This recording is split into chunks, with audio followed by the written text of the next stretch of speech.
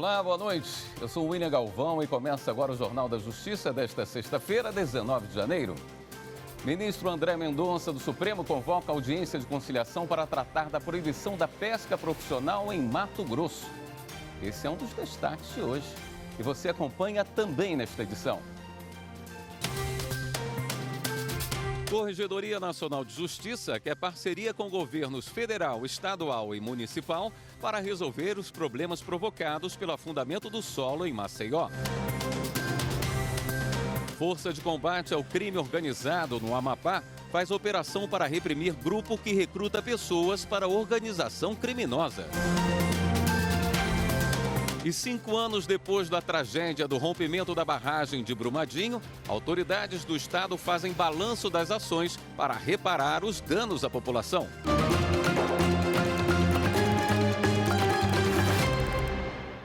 O ministro André Mendonça, do Supremo Tribunal Federal, convocou uma audiência de conciliação para tratar da proibição de pesca profissional em Mato Grosso. Uma mudança na legislação suspende a atividade por 5 anos no estado. Pablo Lemos.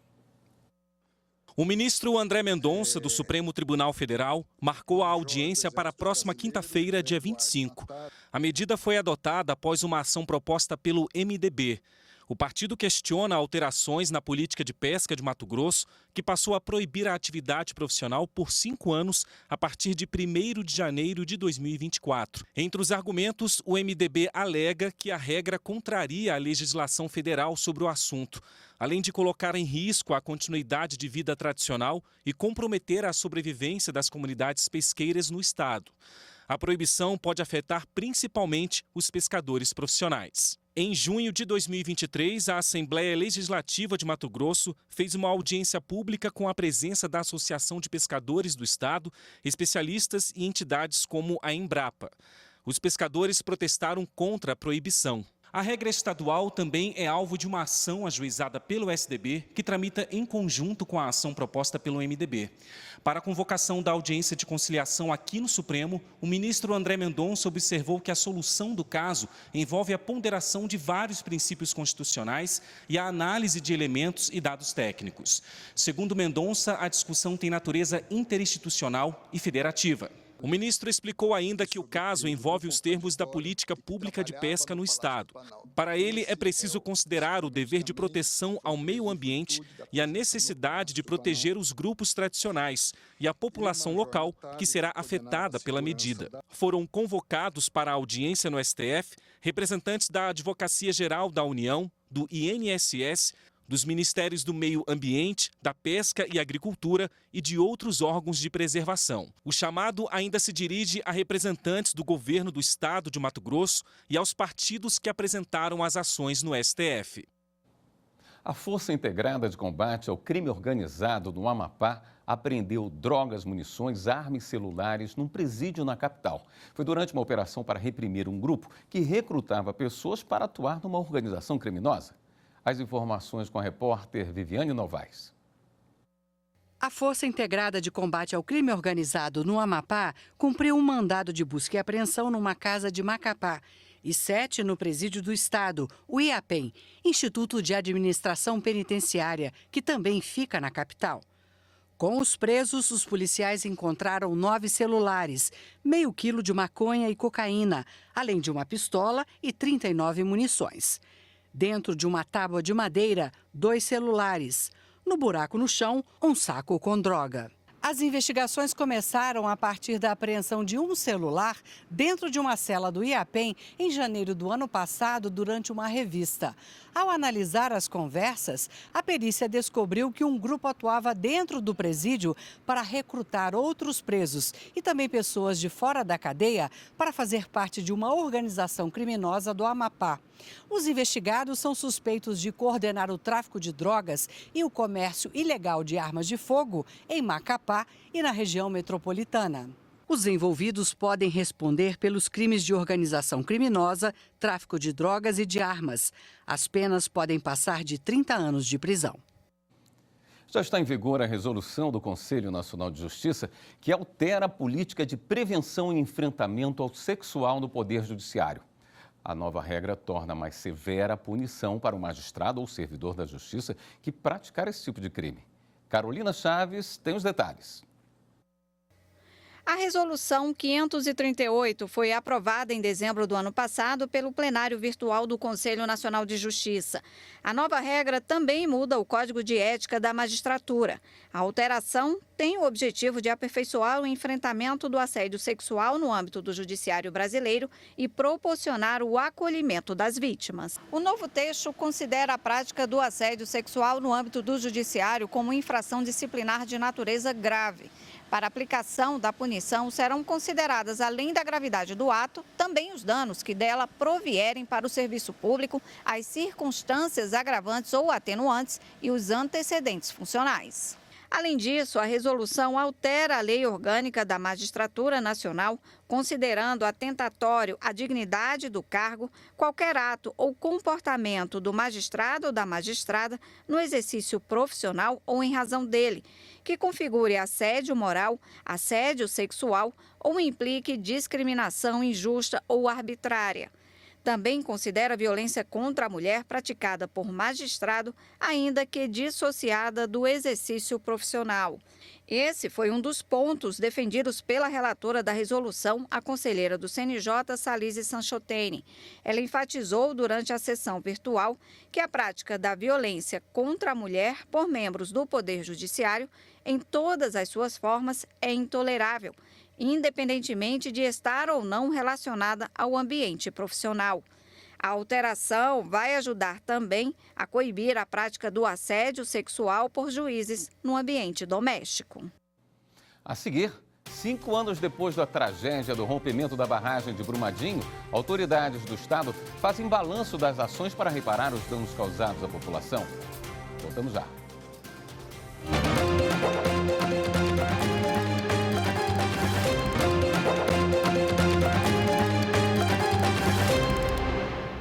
Em 25 de janeiro de 2019, o Brasil sofreu o maior acidente de trabalho da história do país e o segundo maior desastre ambiental do século, o rompimento da barragem de Brumadinho, em Minas Gerais.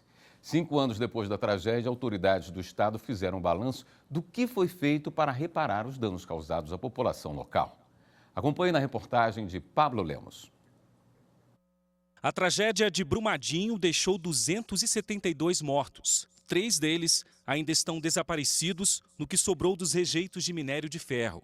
A Vale, empresa responsável pela barragem da mina do Córrego do Feijão, firmou acordo para indenizar vítimas e familiares e minimizar danos ambientais. Já faz 3 anos que o termo de reparação foi firmado. A Justiça de Minas Gerais é a responsável por fiscalizar o cumprimento do acerto entre as partes. O acordo é fruto do trabalho conjunto entre Governo de Minas, Ministério Público Estadual e Federal e Defensoria Pública. Além de Brumadinho, outros 25 municípios afetados são beneficiados com as ações voltadas para a transferência de renda, infraestrutura, saúde e empregabilidade. Para a reparação de vítimas e familiares, foram firmados 7.806 acordos, mais de 1 bilhão e 300 milhões de reais em indenizações. Na área trabalhista, foram 2.509 acordos, um total de 1 bilhão e 200 milhões de reais em reparação. Quanto ao programa de transferência de renda, foram feitos mais de 90 mil atendimentos aos afetados pela tragédia. Esse programa de transferência de renda, ele é um programa que tem números bastante expressivos de reparação, trazendo uma reparação mensal média de R$ 648 para as pessoas, sem que seja necessário comprovar qualquer tipo de atingimento ou qualquer tipo de dano sofrido. Então, é um sistema que presume o dano da pessoa e entrega para ela uma reparação que ela consiga pelo menos ter um mínimo existencial para ter uma vida digna. Segundo o governo de Minas Gerais, nos últimos 3 anos, mais de 200 milhões de reais já foram investidos em projetos de saúde pública e assistência social de Brumadinho. Em Brumadinho, talvez a face mais visível é o projeto de melhoria da qualidade do atendimento de saúde no município. Já foram mais de 260 milhões já repassados ao município. As equipes já foram contratadas, já houve melhoria objetiva da qualidade do atendimento de saúde 50 mil itens de saúde já foram entregues ao município. Então, nós estamos falando aqui de ultrassom, aparelho de raio-x, ventilador mecânico. E houve a inauguração, no ano passado, de 10 leitos de UTI no município de Brumadinho. A Vale informou que já pagou 68% do valor acordado para reparações, 37 bilhões de reais. A empresa disse também já ter recolhido a maior parte dos rejeitos de mineração da área atingida. A prioridade, no entanto, segundo o Ministério Público de Minas, é encontrar os últimos desaparecidos. Segundo o planejamento atual, as atividades de retirada dos materiais da Zona Quente prosseguirão até 2025, excluídos os rejeitos que estão no chamado anfiteatro da barragem, né, na parte da estrutura que rompeu. E a previsão para retirada tem como prazo final 2028 e com disposição na cava até 2030, esses do anfiteatro. O trabalho de busca das joias prossegue. E o planejamento é de inspeção dos rejeitos permanente em razão dessas joias. E esse trabalho pode se estender, o material que ainda precisa ser vistoriado, há uma previsão dele se estender até 2027, caso não aconteça a localização antes. Também em Minas Gerais, integrantes do Ministério Público e magistrados do Tribunal Regional Federal da 6ª Região visitaram comunidades atingidas pelo rompimento da barragem do Fundão, em Mariana. Foi lá que, em novembro de 2015, ocorreu um dos maiores desastres ecológicos do país. As informações com Vera Carpes. A visita da comitiva de magistrados e procuradores teve como objetivo ouvir os relatos dos moradores das comunidades afetadas pelo rompimento da barragem de Fundão, em Mariana. A parada seguinte foi em Bento Rodrigues, uma das localidades mais atingidas pelo rompimento da barragem. As imagens das ruínas revelam a marca da lama nas paredes. Seu Zezinho do Bento foi um dos heróis desta tragédia. Ao perceber o rompimento da barragem, graças à atitude dele, muitas vidas foram salvas. Então eu peguei esse celular, com 20 minutos chegou com o bombeiro de defesa civil aqui. E eu dando sinal que era aqui para que o negócio tinha acontecido aqui, e ele foi inteligente, foi em Paracatu avisar. Chegou lá, avisou, Bento não existe mais, barragem Fundão rompeu e lá não existe mais nada. A caravana também visitou o assentamento Nova Bento Rodrigues, construído pela Fundação Renova, onde 60 famílias estão residindo. A presença do TRF-6 levou esperança aos moradores atingidos pelo maior acidente ecológico do país. Estou gostando da presença da juíza aqui, de todos os acompanhantes, pelo interesse de ajudar nós a atingir direto. Os magistrados voltaram para Belo Horizonte com a certeza do dever cumprido. Acho que essa visita é muito importante porque a gente tem um acesso à história real de vida das pessoas. A gente vê que teve um sofrimento muito grande, uma perda material, teve uma perda afetiva para eles. E é importante a gente ter isso em conta nas ações que são realizadas, na tentativa de realizar o que for cabível para reparar o dano. Estou muito satisfeita de vir aqui, de conhecer os problemas da comunidade atingida, os problemas que a Justiça ainda tem que resolver nessa questão, e isso marca o compromisso do Tribunal Regional Federal da 6ª Região em agir realmente com assertividade para poder resolver esse problema ou pelo menos minimizar a situação das pessoas atingidas e desse grande trauma.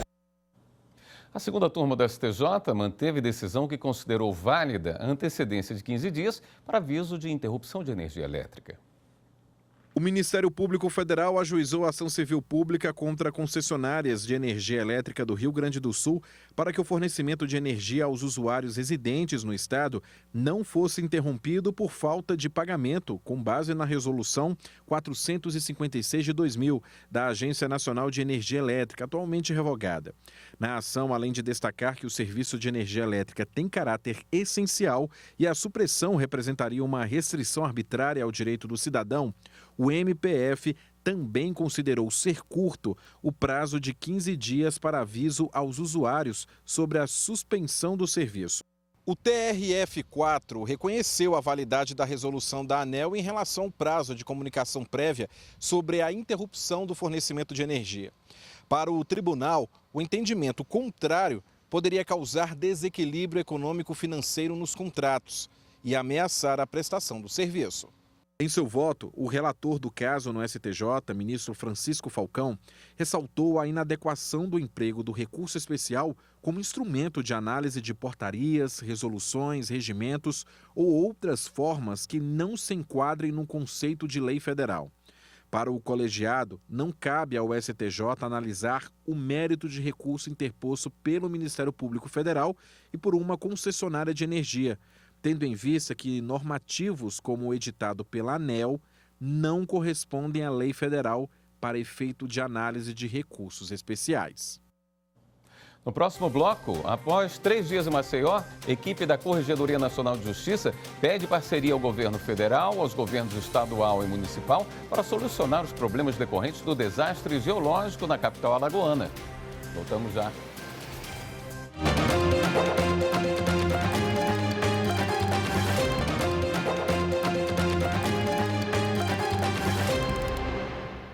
O Tribunal de Justiça de Alagoas suspendeu a lei promulgada pela Câmara de Maceió que obrigava a gestante a ver imagens de fetos antes de fazer um aborto legal na rede pública de saúde.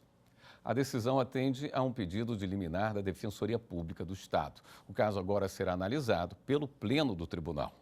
A Defensoria alegou que o município não tem competência para legislar sobre o tema e que a lei cria empecilhos ao direito a um aborto legal e ao próprio direito à vida e à dignidade das mulheres em situação de extrema vulnerabilidade psicológica. Caso Braskem. Após 3 dias em Maceió, equipe da Corregedoria Nacional de Justiça pede parceria ao governo federal e aos governos estadual e municipal para solucionar os problemas decorrentes do desastre geológico na capital alagoana. O grupo vai apresentar um relatório sobre a inspeção na primeira reunião do Observatório de Causas de Grande Repercussão no CNJ em fevereiro. Marta Ferreira tem mais informações. Eu fico com a coragem do meu coração arisco. Em visita a um dos bairros afetados, a equipe da Corregedoria Nacional de Justiça ouviu os apelos das vítimas do desastre ambiental. Eu peço, pelo amor de Deus, não estou fazendo muito. O grupo pôde ver de perto a situação dos moradores e os problemas resultantes do desastre ecológico. O tamanho do problema, né, é grande, né, e você tem muitas questões a serem resolvidas ainda. Sem dúvida, uma parte do problema foi resolvida, mas tem muita coisa a ser resolvida e uma delas é aqui a situação de flechais. Nós vamos nos debruçar para tentar achar uma solução que seja boa para todos.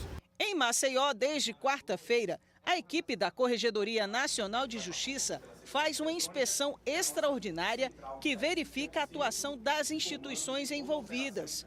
O grupo já se reuniu com o prefeito de Maceió e com o governador do estado de Alagoas. Se nós não juntarmos as forças, nós não vamos conseguir avançar. A equipe da Corregedoria Nacional de Justiça busca alternativas que promovam agilidade no trâmite processual e a resolução das questões envolvendo o caso, com o objetivo de garantir que os processos recebam tratamento mais efetivo.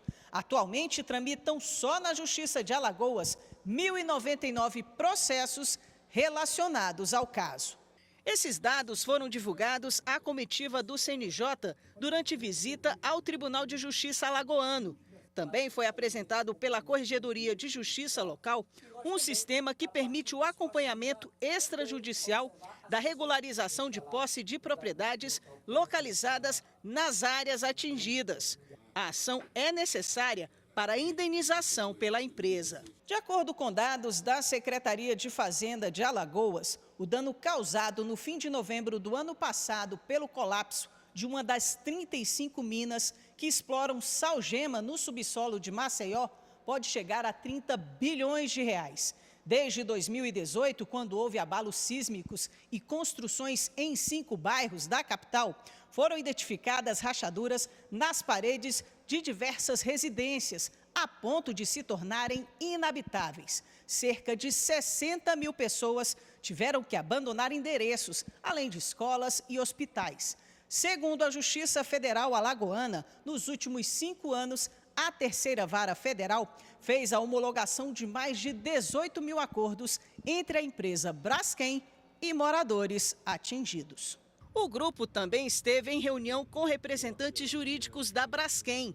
Foi informado à Corregedoria Nacional de Justiça que a empresa provisionou 15 bilhões de reais para financiar a reparação dos danos do desastre ambiental, total que seria equivalente ao valor de mercado da companhia. Segundo os advogados da empresa, 2/3 desse valor já foram utilizados para cumprir as reparações pelos prejuízos e danos morais firmadas nos acordos. Agora vamos falar do Cerrado, o segundo maior bioma do país. Ele só perde para a Amazônia, ocupa cerca de 25% do território nacional e abrange 8 estados brasileiros. Mas esse bioma vem perdendo espaço a cada dia, principalmente com a abertura de novas áreas do agronegócio. Especialistas defendem a criação de uma lei geral de proteção do Cerrado. A reportagem é de Leonardo Ferreira.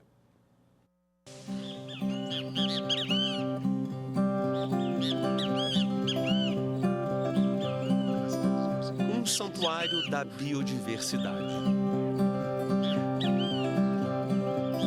Cerrado dos ipês, das árvores retorcidas, dos frutos de sabores marcantes como o pequi.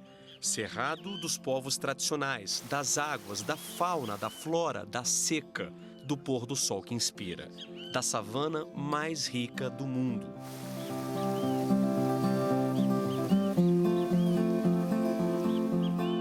O Cerrado abriga cerca de 180 espécies de répteis, 113 de anfíbios, 837 de pássaros e quase 200 de mamíferos. A estimativa é a de que no bioma há mais de 10 mil espécies de plantas, sendo pelo menos 50 endêmicas, ou seja, só ocorrem no Cerrado. Quando a gente fala de cerrado, a coisa mais comum que a gente já tem à mente assim, é essa formação savânica. São árvores e arbustos sobre um estrato de gramíneas, com gramas, né? A gente vai lembrar das savanas africanas, né? De fato, tem uma certa similaridade. Mas o cerrado é muito mais que isso. Além das formações savânicas, eles têm formações florestais também, mata de galeria, mata ciliar, o cerradão, matas secas, né? Onde não está associado com água, e tem formações campestres também. O mesmo bioma com tanta biodiversidade e que guarda tantas belezas naturais carrega um histórico onde a paisagem muda.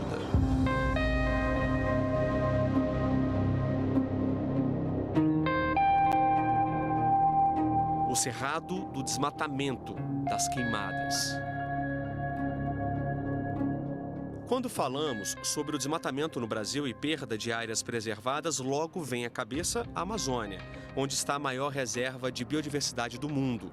Enquanto os olhares se concentram por lá, o Cerrado vem perdendo espaço a cada dia. Metade da vegetação nativa não existe mais. O Cerrado se transformou em pastagens. Depois disso, você tem várias coisas. A agricultura, ela chega mais ou menos a uns 15% a 18% dessa área que foi aberta. Aí depois você tem um pouco de mineração, áreas urbanas, enfim. Vários especialistas têm falado que a gente está vivendo uma nova onda de mega extinção, né? Assim, numa velocidade muito grande. E perder a savana, né? Perder da forma que a gente está perdendo, com a velocidade, na velocidade que a gente está perdendo, isso aí é uma perda irreparável mesmo para a biodiversidade a nível mundial, né? Um levantamento divulgado pelo MAP Biomas revela que o Cerrado perdeu no ano passado quase 660 mil hectares de floresta nativa. É o equivalente a mais de 75 campos de futebol por hora. O coordenador do Programa de Monitoramento da Amazônia e demais biomas do INPE explica que o aumento do desmatamento foi para a abertura de novas áreas do agronegócio. E o que chama a atenção é que as derrubadas foram autorizadas pelos governos estaduais. A maior parte desses desmatamentos eles estão ocorrendo no norte do Cerrado brasileiro, na região conhecida como Matopiba, que é o acrônimo para Maranhão, Tocantins, Piauí e Bahia. São os 4 estados que concentram a maior parte de aberturas do Cerrado nesse momento. Esse é um panorama que vem mostrando né? Nos últimos anos, a gente vem de crescentes aumentos de desmatamento no Cerrado, né? Cada ano, nos últimos 4 anos, infelizmente, o valor do desmatamento total do Cerrado foi sempre maior que o ano anterior.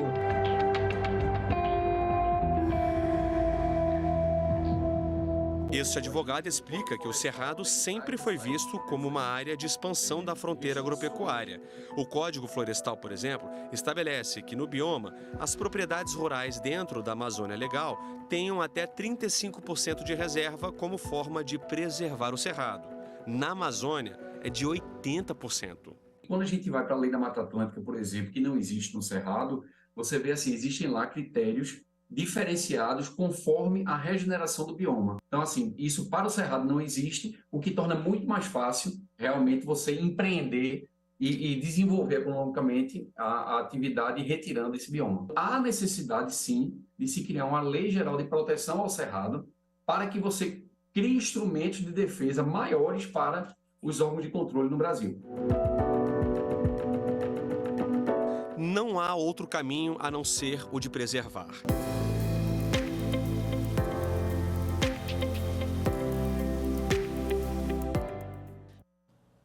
Esta edição do Jornal da Justiça fica por aqui. Uma boa noite para você, um ótimo fim de semana.